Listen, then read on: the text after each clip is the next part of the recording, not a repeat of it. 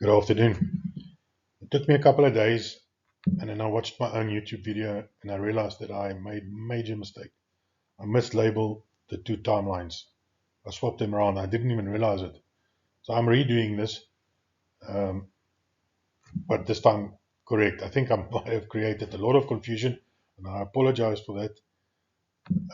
But basically, what the story is I had two different timelines, and I still said in the video before the one that I deleted, it's still up, that I don't know which one to use, and my gut feeling was telling me it's a combination of the two, and indeed it seems that it is the case.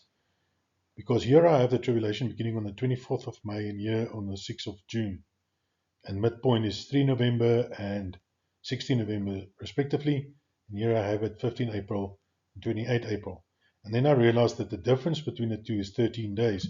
Now, as we know, the difference between the Julian and the Gregorian calendar is also 13 days. So this led me to believe that the one is a Julian calendar and the other one is a Gregorian calendar. So in other words, when we get to the 6th of June, it is the 24th of May. And when we get to the 28th of April over here, it is the 15th of April. So both days are accounted for when we get to the 28th of April in this case. Of course, only this one is applicable, and that is the mistake I made. For some reason, I started using the Julian as a reference, but we are working on the Gregorian calendar. But when we get to the 28th of April, it is the 15th of April on the Julian. So both these two dates, Nisan 1 and Nisan 14, are represented. What I found quite interesting is here we have the 13 days difference, but over here it would have been 14 days had we used the Nisan 15 calendar, which begins when the new moon is sighted. That's the heavenly based calendar. God doesn't need a horizon to determine when the moon is full, so that is counting one, and that would count to Nisan 15. To Nisan 14, 28 April. But this is the Nisan 14 calendar in years over here, which is the earthly based one, which is new moon day plus one, which would be 14 April plus one, 15 days. Because if you count from Nisan 1 to Nisan 14 inclusively, so Nisan 1 is the first day, Nisan 14 is the last day, that's 14 days. But counting from Nisan 15 to 28 April, 14 Nisan is 13 days. So it's sort of a proof of the Nisan 14 calendar.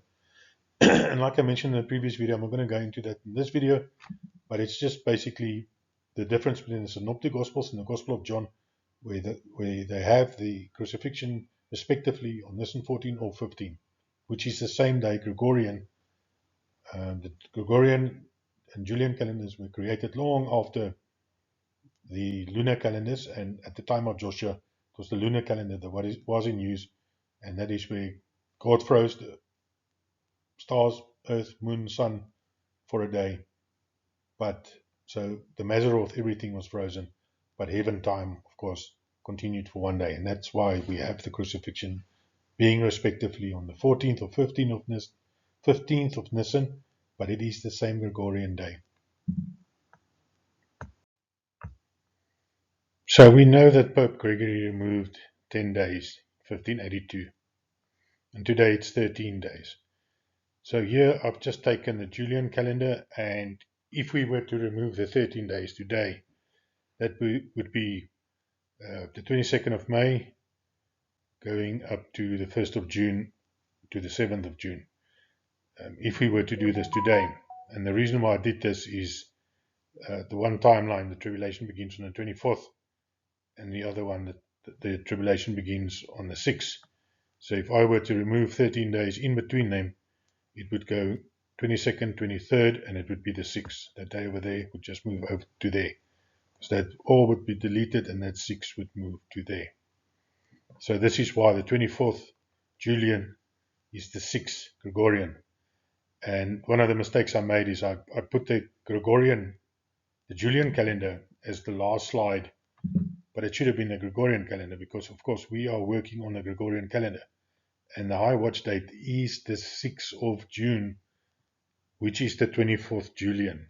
And I think I might have had it the wrong way around for some reason. I must say that the resistance I received during the last video was extreme. And um, yeah, there was definitely spiritual resistance to me making that last video. Also, during the last video, I alluded to the fact that the changes that Pope Gregory might have been made with nefarious intent. I'm going to totally recant that statement. What Pope Gregory did is it took the Julian calendar, which was way out according to its length, 365 days, to the length of the astronomical year or the true year, and he brought it back into line with the length of the astronomical year, and that is the Gregorian calendar. If he didn't do what he did, we would have been out by 13 days today from the length, measuring from the length of the true astronomical year. So you can see basically in the year 32, that's the 14th of April, which is Nisan 1 on the 15 calendar, or that would be 15 April would be Nisan 1 on the Nisan 14 calendar, which is New Moon Day plus 1. And then you have the crucifixion on the 28th. And in the year 2033, it's the same thing, and the crucifixion on the 28th of April. It says 29 here, but keep in mind that the full moon calendar only switches over at 6 o'clock in the morning. So had Pope Gregory not done what he did, we would have been out. We would not have had this corresponding length. The Gregorian calendar is very close to the true length of the year, the astronomical year length. It's a couple of minutes over the 2000 years, where the Julian calendar was way out. But you need to take into consideration that none of those two calendars were given to us by God. God only gave us the lunar calendar from the Bible. That is the only calendar. And the only debate, it's not, I've heard people say there's so many calendars out there and everything. The only calendar that is given to us in the Bible is the lunar calendar. And the only debate that is really applicable is whether the year begins on the dark moon, or the month begins on the dark moon or the full moon. And in Genesis, God says that He gave us the sun to give its light during the day, and He gave us the moon to give its light during the night. Now, if you're looking at the beginning of the month start on a full moon, as the sun goes down in the west, the full moon rises in the east, and it's visible for the whole night. So it's giving its light during the night, the whole night. Whereas if you're looking at the dark moon month beginning, as the sun is setting, within 10-15 minutes the moon sets as well, and it's gone for the whole night. So there's no light from the moon, which is definitely 180 degrees opposite of what God said in Genesis. So God began the month with a full moon. But that is open for debate. I personally, if you believe something else and you believe that is correct, that is between you and God. But the lunar calendar was given to us by God.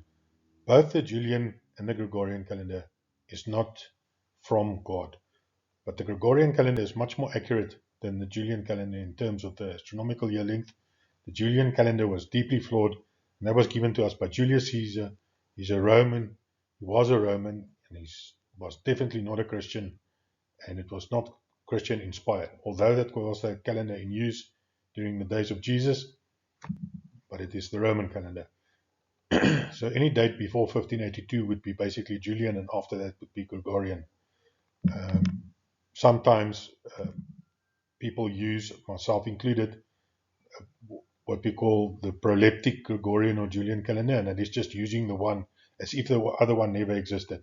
Astronomers also tend to use, for example, the proleptic Julian calendar, because it's just easier for calculations if you don't have to work out the missing number of days the whole time.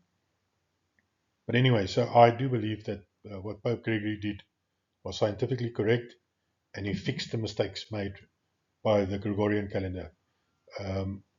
Again, that solar year length they have of 365 days on the Julian calendar, they didn't know any better back then. Science wasn't as advanced as it is today. But yeah, so here you can see the two timelines again.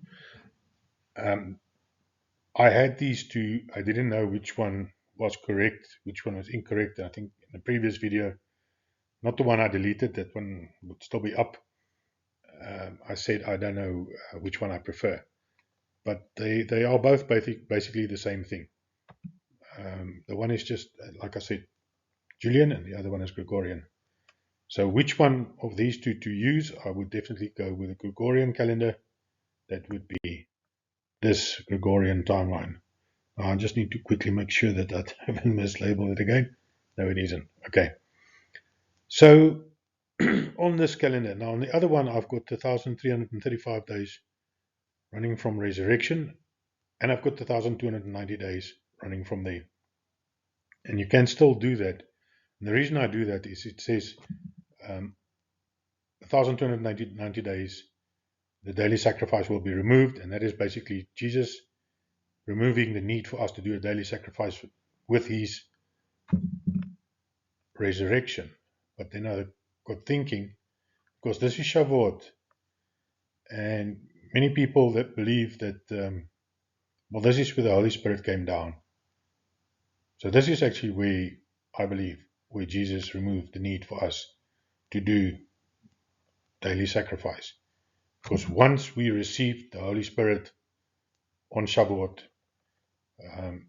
when the Holy Spirit came down to all believers, we had the Holy Spirit within us, and we no longer needed to do any daily sacrifice in order for our sins to be forgiven, because it was internal to us. And thank you, Jesus. Thank you very, very much for that. You are a wonderful God. And the rest of the timeline, you can just pause and go through it. I just want to again apologize. I was under spiritual bombardment, you might as well say. And things made sense 2 o'clock in the morning that didn't make sense to me when I watched my own video again. And I thought, what was I thinking? And I think at some point I started using the Julian as a reference. And of course, you cannot do that. We are stuck with the Gregorian calendar, even though it's much more accurate than the Julian calendar. The Julian calendar was extremely flawed, but of course that was the calendar that was in use in Jesus' day. And of course, any date before 1582, when Pope Gregory made his changes, that is a Julian date. After that is a Gregorian date. Unless, of course, if you use the proleptic Gregorian, which is just the calculation.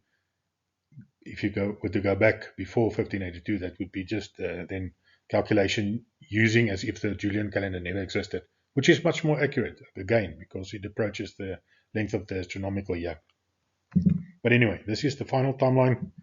I apologize for my previous mistake. I think we all make mistakes, and I must say with timelines, when you have a couple on a specific Excel spreadsheet, you have 20 tabs of little differences and things, it gets confusing, and I do apologize. But listen, that's all from me. I just wanted to correct it. I didn't really want to make this video because nobody likes to see, but I completely messed up the last one. That mislabeling caused confusion for me, and I'm sure it caused confusion for you too. But the extremely high watch date is still the 6626 in June, Shavuot, using the third set of our parser alerts in April to get to that Shavuot over there. But anyway, guys, thank you. Have a wonderful day. God bless you, and goodbye.